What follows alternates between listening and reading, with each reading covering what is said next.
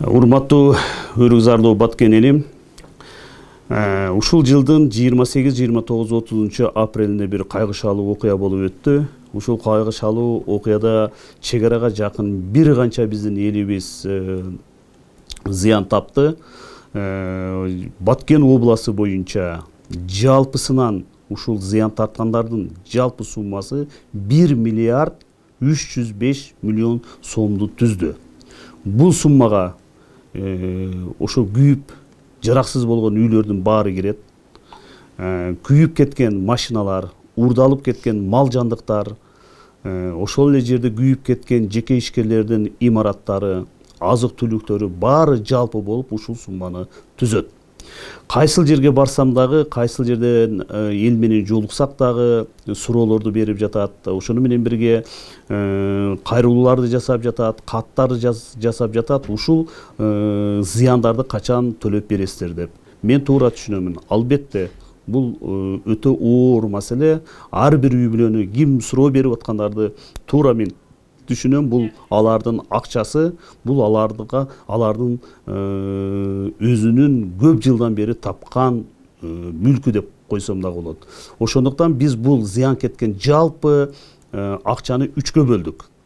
3 этапка бөлдүк. Бул биринчи этап. Бул үйлөрдү куруу. Себеби үйлөрдө жашаш керек эле. Азыр кыш келди, үйлөрүнө ысык, жылуу үйгө кириш керек эле. Жалпысынан 140 үйдү бүгүн толугу менен бүтүрдүк. Бул биринчи этап. Экинчи этап бул бизде ушул жеке ишкерлердин кетирген зыяндары болду. Бул жеке ишкерлерге бүгүнкү күндө жалпысынан область боюнча 122 киши. Бунун бүгүнкү күндө 51 адамга толугу менен биз акчасын бердик. Төлөп бердик. Себеби дегенде 51 кишинин бүт жумуштары юридикалык жактан бүт кагаздары бар экен. Ошолорго төлөп бердик. Калган адамдарга биз бере албай жатканыбыздын себеби ал жерде биздин түзүлгөн жобого алардын документтери дал келбей калды.